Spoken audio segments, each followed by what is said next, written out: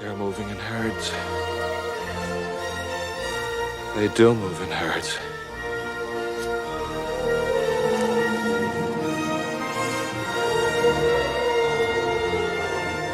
How'd you do this?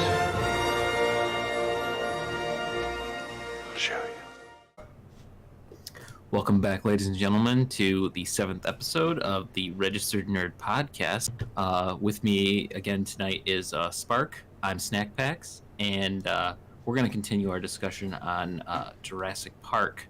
We're going to talk about the modern sequels or soft reboots, if you will, and our initial thoughts on them. I gotta say, Spark, I like. I don't want to say I like Jurassic World. I absolutely hate Fallen Kingdom. I'm just going to give you my initial thoughts right there. Well, and my initial thought is Jurassic World is bad, but it was kind of entertaining to watch the first time. Yeah. Jurassic World Fallen Kingdom is terrible, and that almost makes it way more interesting to talk about and to think about because it's so bad. It's so stupid. Yeah, the plot for both of the movies is just so nonsensical. Like, I know we're talking about a movie where, you know, dinosaurs get cloned, but like the stuff that happens in it is just so bad. And the humor that they try to inject in it is too on the nose for it to actually be funny. Like, one of the things that really bothered me, and everyone cracked up in the fucking theater when I saw it with Jurassic World, was when she's like, Verizon Wireless presents the Indominus Rex. I was like, oh, no. No. I think they were trying to be really meta and really self-aware. That's why I said it was way too on the nose. Yeah, and that's not enough to make a good movie. You can't base your entire film around being meta and self-aware. Not for a summer blockbuster. Like, you can have little elements of that. Yeah, I just, like, one of the things that also bugged me about in the general story, like, there's just so much to talk about with both of these films, of how stupid they are, because there's that part, and I was cracking up. Maybe that's why I like the movie more, because it cracked me up having the CEO or whatever try and fly the helicopter to catch the Indominus Rex. And he fucking crashes into the fucking aviary. He sets the fucking pterodactyls loose and shit. Yeah, that's just a chain of fuck-ups. That really the whole movie you could describe as just a chain of fuck-ups. So basically, he's the reason that the babysitter gets killed. He is the most brutal death in film history. That was just mean. I mean, they didn't just kill her, they killed the shit out of her. I remember because you and I saw it together, and we just started laughing as this was happening. But it was like an uncomfortable laughter. Yeah. It was like, okay, I think all of the most brutal deaths in the first Jurassic Park movie happened to characters that kind of deserved it. Like, Nedry set this all in place, and he gets, eaten in his car. And the lawyer is a lawyer, and nobody likes lawyers, and he gets eaten on the toilet. And both of those are like, wow, that was pretty terrible. This poor woman did nothing wrong. Like, she was just trying to do her job. She seemed pleasant enough, and I don't know why the director or the writer felt that she deserved to have the most brutal death in the movie, because it's cringy. It's so bad. Yeah. I mean, it's all kind of cringy. That whole scene where the Indominus Rex escapes. Yeah. And then Chris Pratt's character is like hiding by the car, and you see the guy just sitting next. What is it? He's like sitting down because he like in front of the car. And then like you just see him just get scooped up and eaten. Yeah. Like, it was like B-movie schlock levels of, Well, before we get too far ahead, describe, for people that haven't seen the movie, and I think everyone saw the movie, but just in case, describe to the people how the babysitter died, because we're talking about how terrible this death is. Okay. All right. So, first of all, the kids, she's supposed to be watching the kids for, God, what's the main character's name? Claire? Claire. Yeah. She's supposed to be watching her. This is her two nephews, and this babysitter's supposed to be watching. And she, by the way, this babysitter's planning her own wedding. I don't know why they're like they threw that in there. She has a bright future ahead of her. Right. She's planning her own wedding, and she's trying to find these kids that like ran away from her. Like her back was turned, and they're like, "Let's ditch this bitch." And it's not her fault because these kids are not 3 years old. It's not her fault. She turned her back for a minute, and they decided to run away. Yeah. This is not on her. She did not screw up. Right. And so she's looking for them like frantically, and then after the guy crashes the helicopter into the fucking aviary, which is ridiculous in itself. The pterodactyls come out and they start attacking like all the park goers, and they're like picking people up and carrying them off. I know last episode we talked about how that's just so ridiculous because of how they should not. It's schlock. Do that. It's just pure schlock. Yeah. So they pick up the babysitter. The one picks her up, and there's like 2 or 3 of them, and they're dropping her and catching her in the sky, like they're passing her off between each.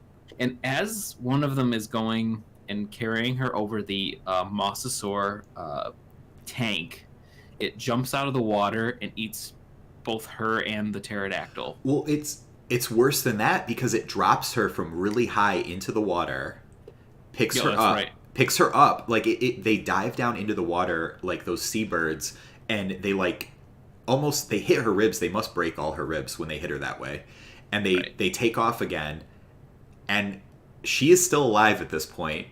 And the mosasaur eats her whole. None of its teeth get her at all. Like she's just in its mouth. So we finished the movie, and I think I turned to you and go, that babysitter is probably still digesting in that thing's stomach.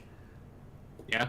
What a horrible, uncalled for, drastic shift in tone that death was. That was, it still makes me cringe, and it's been 3 years.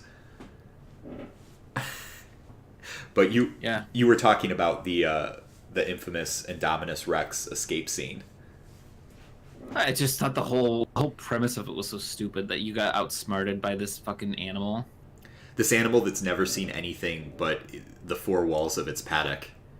Yeah, and even Chris Pratt's character says that after it escapes, he's like, he's gonna attack anything that doesn't know what's going on, and it's like, well, obviously it was fucking smart enough to blend in and use its like ability. Why would? Oh God, I'm sorry, I'm going off on a tangent here, but why would you not make a way to detect something if it can hide its heat signature?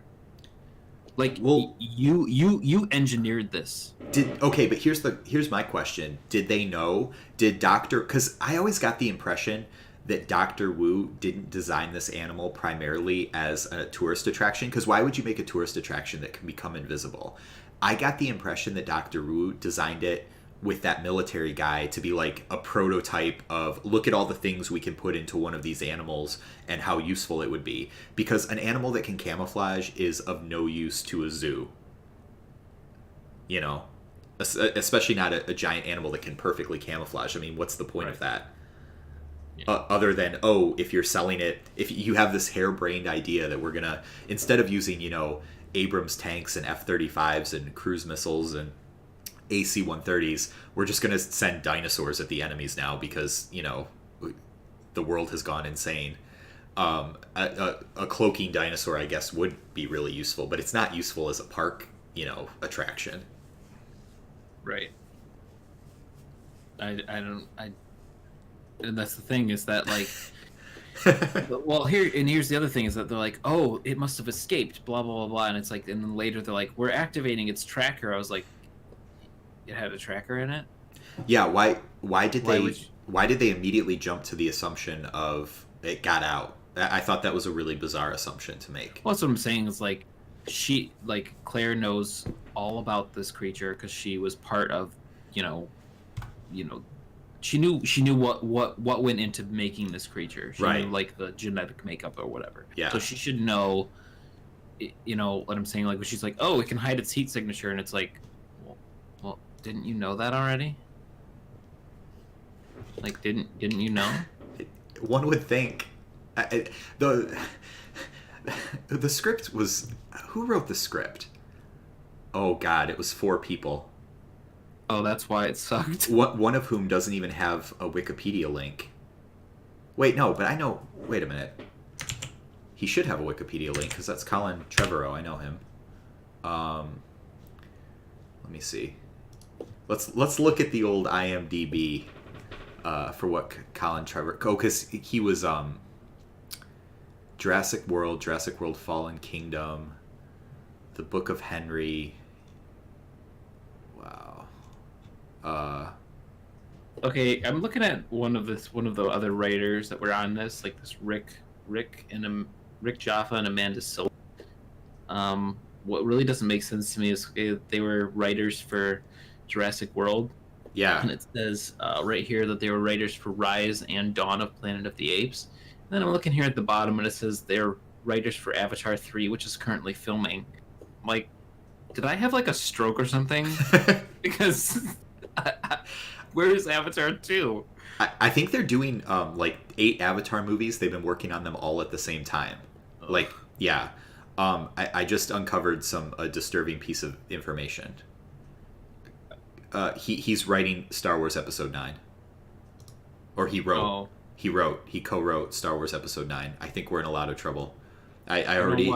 You know what? It can't be any worse than The Last Jedi. It just can't. Well, you say that.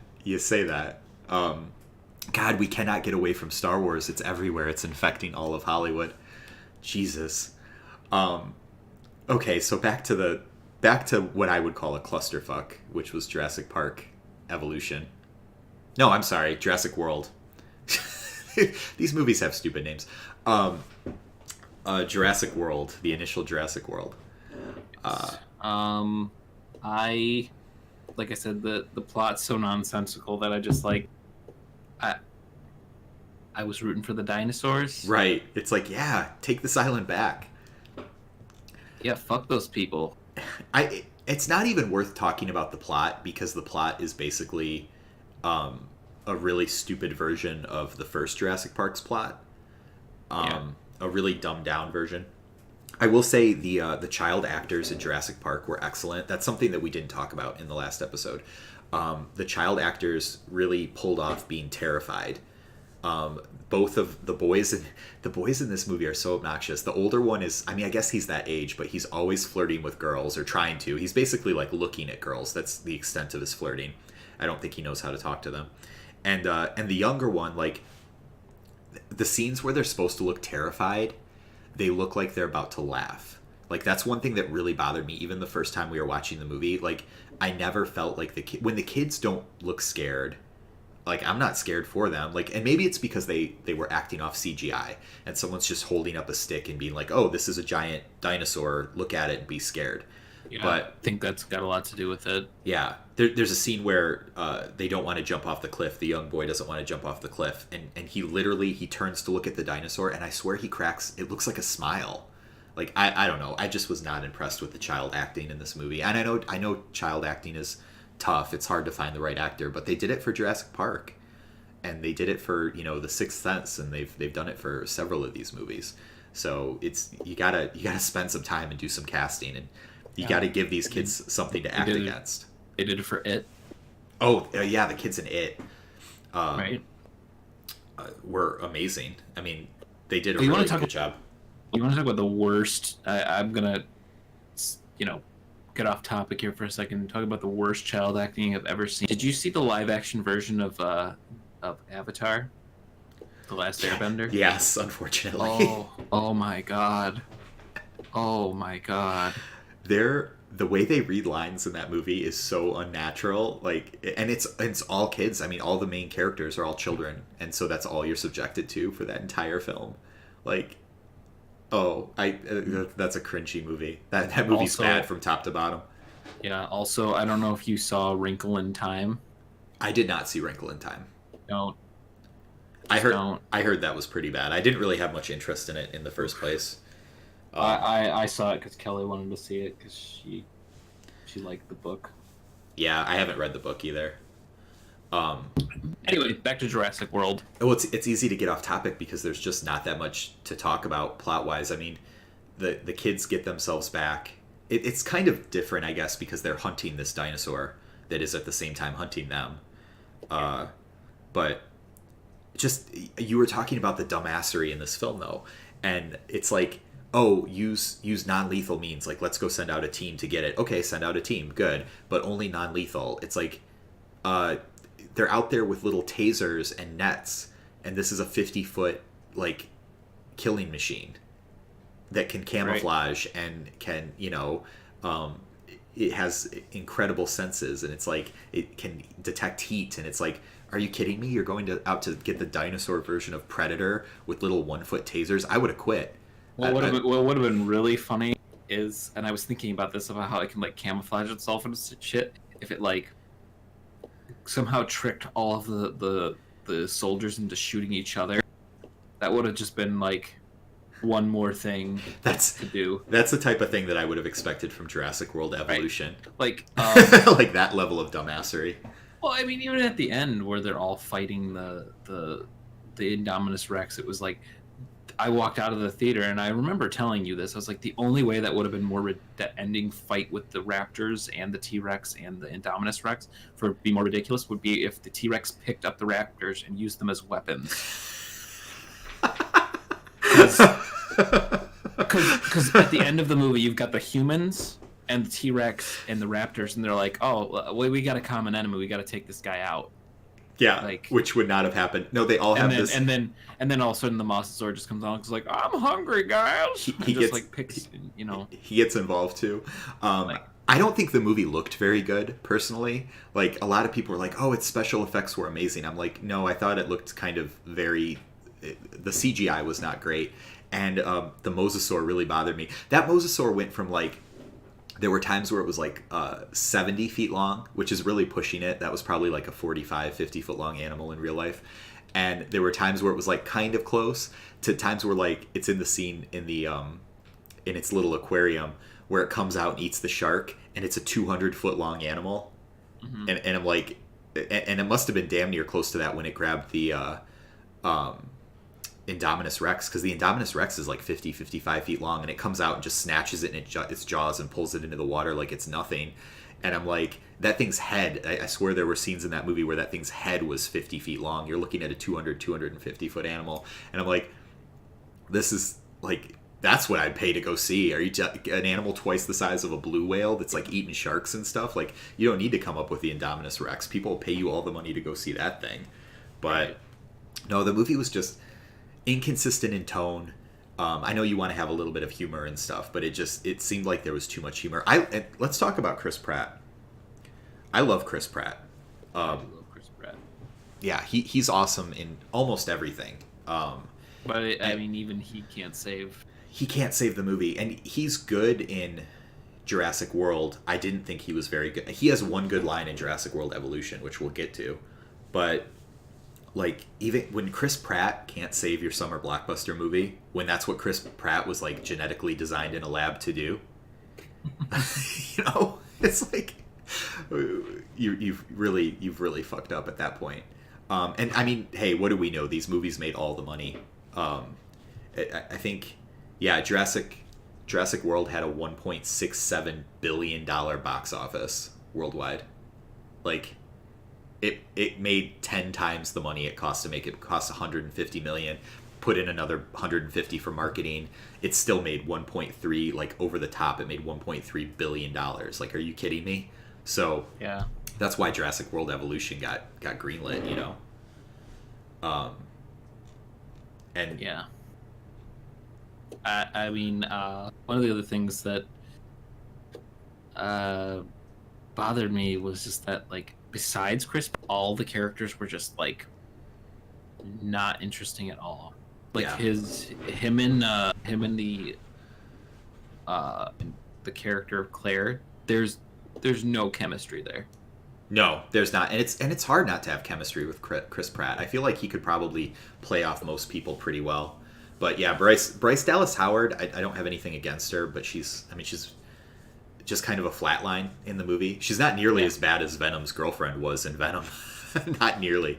I think she has a couple parts where she's kind of interesting, but I mean, it's her arc, I guess, is she is a corporate CEO, and that's all she cares about is running the park efficiently. And then when she completely fails that, She starts to care about people and family. I don't know. It's like the Alan Grant arc, but stupid.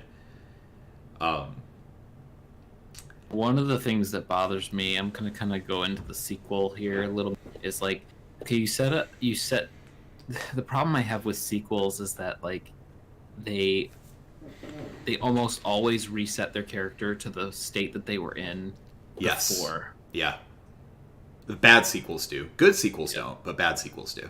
Right. It's like, so they were together at the end of the movie, and at the beginning of the next movie they were separated again. And it's like, okay. Yeah, so all of their relationship just got wiped away so that they could rebuild it again. Yeah. Are we doing this again? We're doing this again. We're doing this again. Boy. Well, the second movie is interesting. Like I said, I don't find a lot to talk about with the first one because it's just kind of, it is what it is, and you know, it's a popcorn movie that's pretty stupid if you think about it, and I don't know, I just didn't enjoy it that much. The second movie is weird because there were long stretches where I was really bored. Like we were watching it in the theater, and I'm like, when is this going to be over? I'm not into this at all. And then there were these like little gems where the movie got so stupid and was so campy that I'm like, this is hilarious. I love this. And then that would go away and you'd have another 20 minutes of I'm just bored. But they doubled down so hard. I've never seen a movie double down on its worst feature. The worst feature of Jurassic World was we're militarizing the dinosaurs. That was the dumbest thing. And the justification for it of, well, they used war elephants and they used poisonous rats. And I'm like, that has nothing to do with what you're trying to do in the modern world. Like, the closest example you could use would be guard dogs, like German Shepherds, which they do have in military bases, because, you know, they can, if somebody's trying to sneak in at night, like my dad had worked closely with a K9 team in Vietnam on his base, Cam Ranh Bay, and, like, guys would try to sneak into the base and the dogs know before the people do. Like, you know, you're talking about a moonless night. That would be the one thing that I'd be like, maybe raptors for that, but, like, a dog handler can control a German Shepherd, and the German Shepherd isn't the primary, like, hey, once the German Shepherd finds the people, like, yeah, you can sick it on them, but you're going to use guns and other means to stop them. In Jurassic World, it's like, seems to be like, we're gonna attack the enemy with velociraptors.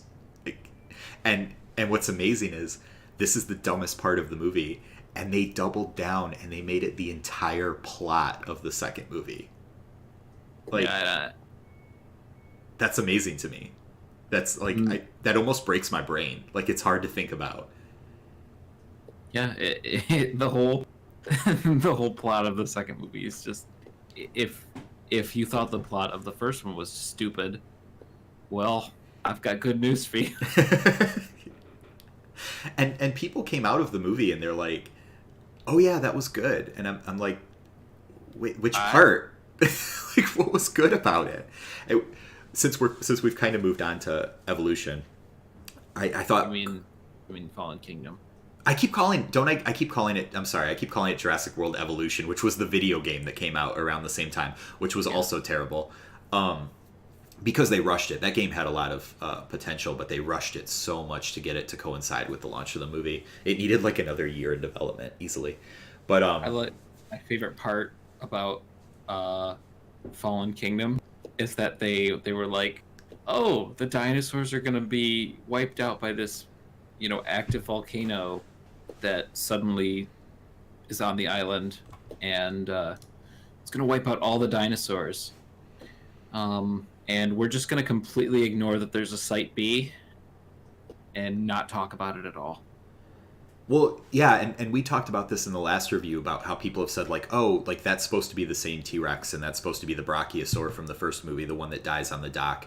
And it's like, no, those animals were wiped out. Yeah, they don't talk about Site B at all,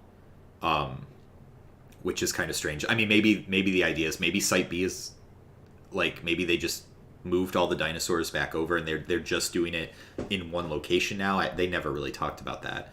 But yeah, in that whole movie had one good line from Chris Pratt that I really, really liked, and I think the movie needed more of it. But it's the part he says something to Claire about how, you know, he's going after Blue, and he's like, if I die, I just want you to know that you brought me here.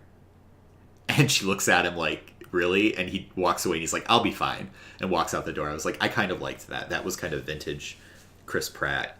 Yeah. But it's like the movie had other bizarre stuff where, you know, when they're running, the volcano goes and all the animals are running from the volcano, and the dinosaurs are still choosing to eat each other instead of just run away. And that's the old idea of dinosaurs, of like these kind of mindless, stupid beasts that just want to hunt. And it's like, no, I think these dinosaurs that you've showed as intelligent many times would be more concerned about escaping the volcano than trying to eat each other, you know? Just a thought. Oh, that whole thing with them jumping the car off the dock onto the boat. It was just so... My suspension of disbelief only goes so far. That's the old classic, like, you've seen Speed, right? where the bus goes off and it, like, hits a ramp that wasn't there before, you know? Because... Yeah. Well, the great part about that is, what was everyone on the boat doing? Nobody on the boat was looking at the island? Right. You guys didn't notice this? It's like, I know there's a massive volcano erupting and killing all the dinosaurs right over there, but hey, you know, I got to play Angry Birds or something like this. They don't notice that damn car hit the back of the dock. I mean, the whole movie is full of stuff like that, though. It's like, and I would say that was one of the entertaining, hokey parts, where it's like... Oh, I remember the beginning of the movie where they're in the mosasaur tank. First of all, did they retcon the mosasaur tank to have access to the sea? Yeah, it was like in the middle of the island in the first movie, and they've made it so it has a gate to the ocean for some reason. Let me just say that if you're trying to keep in a dangerous prehistoric predator, maybe don't give it access to the sea. Yeah, I'm not a specialist, but one would think. Yeah, no, that. But especially since the fact that it moved, like with it just like time went on and the tank just decided it wanted to be closer to the ocean, so yeah. it moved. And then the other part of it is that the fucking door is the only way to control it is through that fucking tablet. You have to hold the button. Well, yeah, what kind of fucking door mechanism that's programmed by a tablet requires you to hold the button down? I don't know. That was all plot convenience to get the mosasaur out, which wasn't even important. It was just for that scene at the end where the mosasaur goes up by the surfers, and you're like, oh no, the mosasaur is out. Maybe Jurassic World 3 will be all about the mosasaur. Who knows? Oh my gosh, what if they make Jaws but with the mosasaur? That would actually be kind of intriguing. I don't know how you get Chris Pratt involved in that, though, because his expertise is raptors, not giant aquatic. That could actually be a good movie. Yeah. Not with this guy directing it, but you could make a mosasaur movie that would be kind of awesome. I mean, you know, him and Bryce Dallas Howard will break up again, and she'll go on some weird monster hunt for the mosasaur, and they'll get stranded at sea, and he'll see like a video, and he'll go try and rescue her because that's what he does. And then they'll find out that even though they broke up like 4 times, that they still love each other. They're meant to be together, even though every time they're together more than a day, it doesn't work. Yeah, at the end of that film, they'll get married, and then in Jurassic World 4, their child will be going through. They're going to be going through a divorce, and their child is going to get into trouble, and then they're going to come back together at the end of that film. It's sad, but that's probably what'll happen. Like, you know, you can see this stuff coming. We haven't even talked about the campiest part of the movie yet, which is the second and third. How do you even break this movie into an act structure? I guess the first act is on the island. Well, I mean, here's the I guess you could say there's I would say there's like 2.5 acts. Yeah, and you can't do that. There's no 2-act movie. Like, right? It's very bizarre. Because the first part of the film is them going to the island to rescue the dinosaurs and finding out that oh well, they didn't really want to rescue them. They just wanted Blue's DNA and whatever, right, to create the Indoraptor. Yes. And then they create the Indoraptor, and then it turns into a thing about cloning. You're like, wait, what? What? The whole thing with the little girl? Like, what? Why? Well, that was so obvious too. I'm like, first of all, when he's like looking at pictures and she comes in the room and he really like shadily like, oh, I'm gonna put these pictures, like you can't look at these because you'll see pictures of yourself from like a really long time ago. And he's calling her his granddaughter. I was like, his daughter died and he cloned her. Like everybody knows that that's what happened. So she can have that really stupid moment at the end where she's like, they're clones just like me. I'm gonna let them out into the wild. And everyone's like, what? Are we just gonna let this small child make this decision? Like, what? She's our leader now. She's in charge. I am the captain now of this fucked up company. Yeah, so act structure, I guess, on the island, and then the part where they're auctioning the dinosaurs, and then I guess the third act is just the Indoraptor gets out and kills everyone. Campy moments with that. When they are doing the auction, first of all, that entire auction scene is like something out of the 80s. You've got like, I almost expected like the guys with the turbans and the Soviet general, and like, you know, it's just all these like cartoon villains, and they weren't quite that bad, but that's pretty much how they were. And they're all like, I'm gonna get me a Tyrannosaurus, or I'm gonna get this or that, and you're just like, what's the goal? Like what? And also, if you have the patent, if you know how to make dinosaurs and you're trying to sell dinosaurs, why would you give away why would you sell a bunch of dinosaurs? I guess they're trying to get capital, but it's like, you know, a lot of these people are going to try to reverse engineer how to clone dinosaurs, and you're going to lose your monopoly. Right. Like, what the fuck? I don't know. The movie has so many, like, what the fuck? Like, why? And then there's no answer. No matter how hard you think about it, there's no answer. No, I don't even...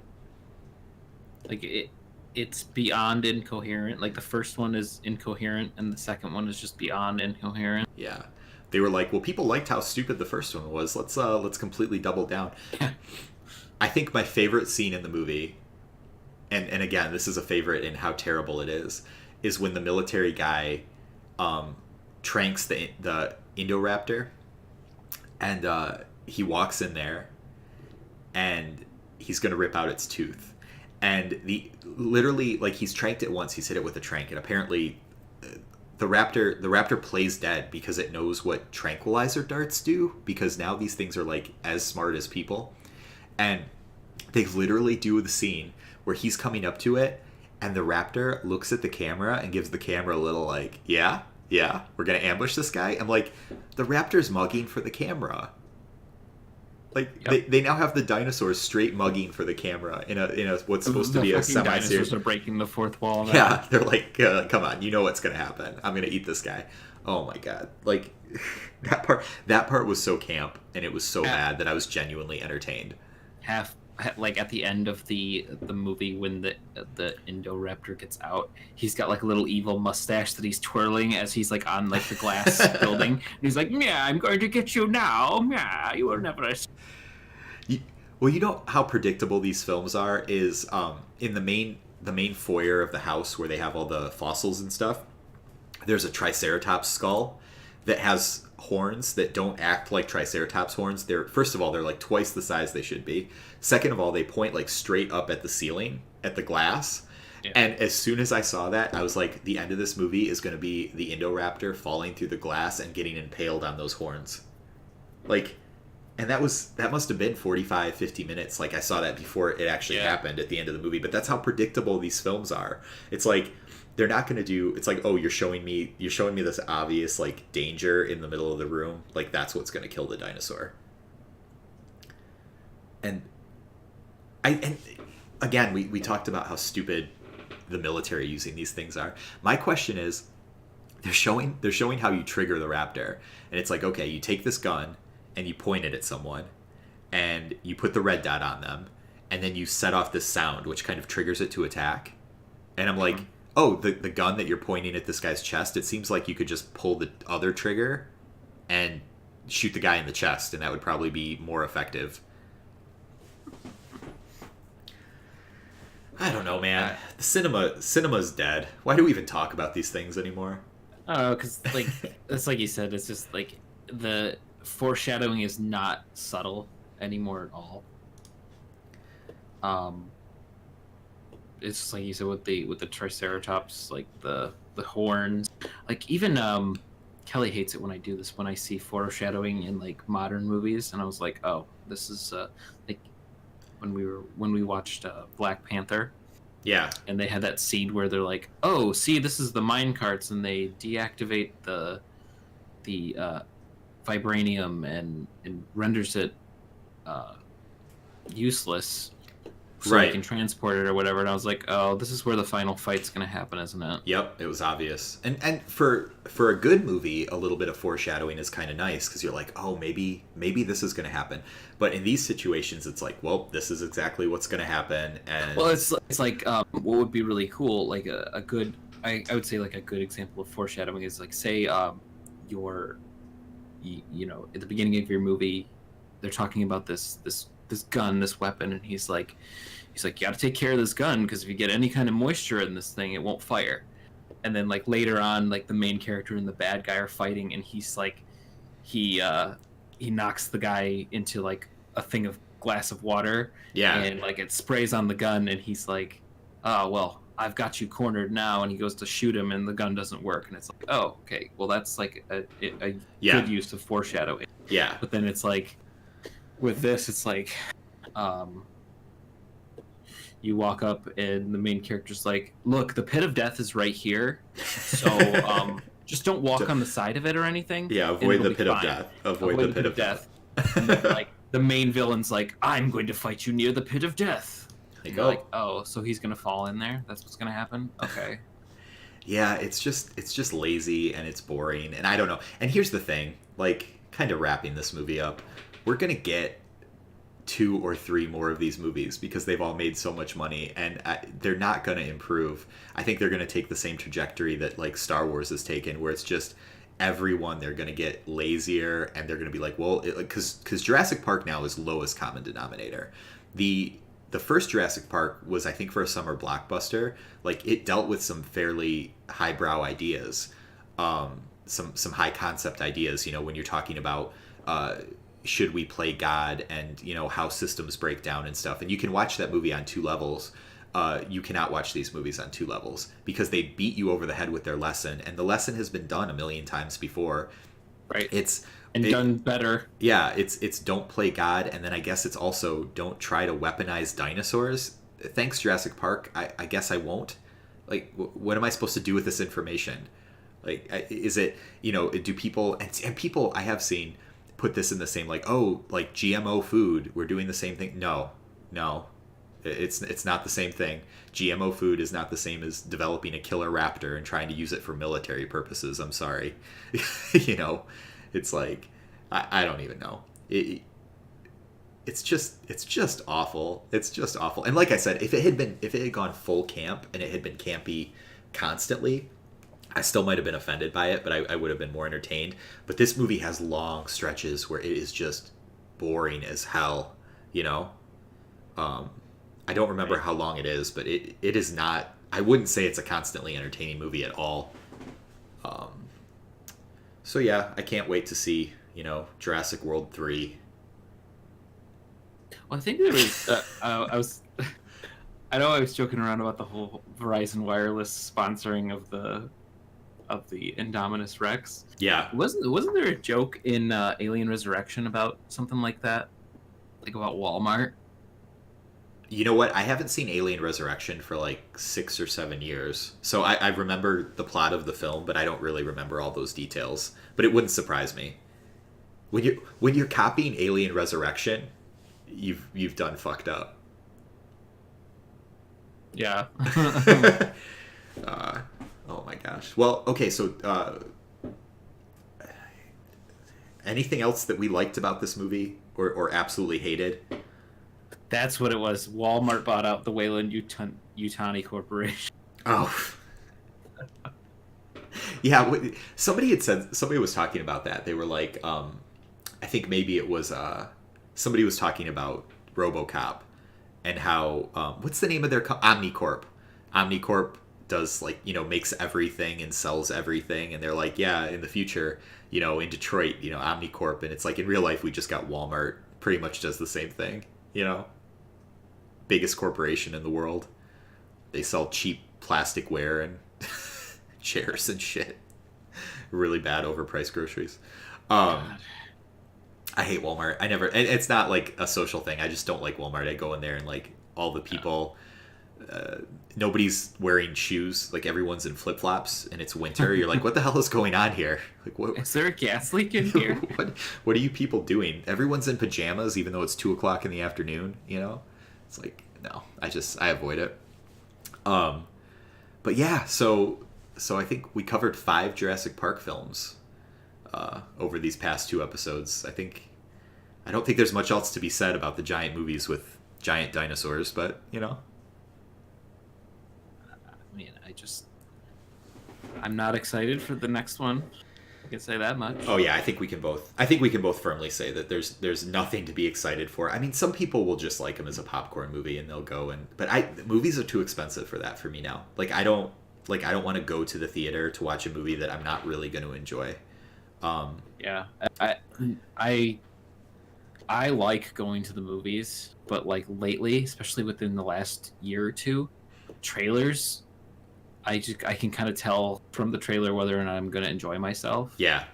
And it's like a buddy who if it's something that's even relatively sounds interesting to him. So like if I said to him, oh, hey, they're making another Jurassic Park movie, but the trailer looks awful. He won't watch the trailer because trailers give away too much spoiler stuff. And I see that. But like on the other hand, like I can kind of tell just how the trailer plays out, whether or not I'm going to enjoy myself.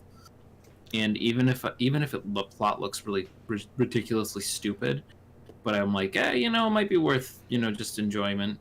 I have a friend like that who he refuses to watch trailers for any movie that he's interested in, and it's kind of frustrating because I'll see the trailer and I'll be like, I want to talk about it. I want to be like, did you see this looks bad in the trailer or this looks good? And he's like, nope, didn't see it. Gonna wait to see the film. And I was like, well, you're just gonna spend money on the movie without having any look at it first. But I kind of get his point, but I don't personally agree with it. I think What was the last good cinema experience you had? The last good cinema experience? Yeah. Probably Infinity War. That was mine.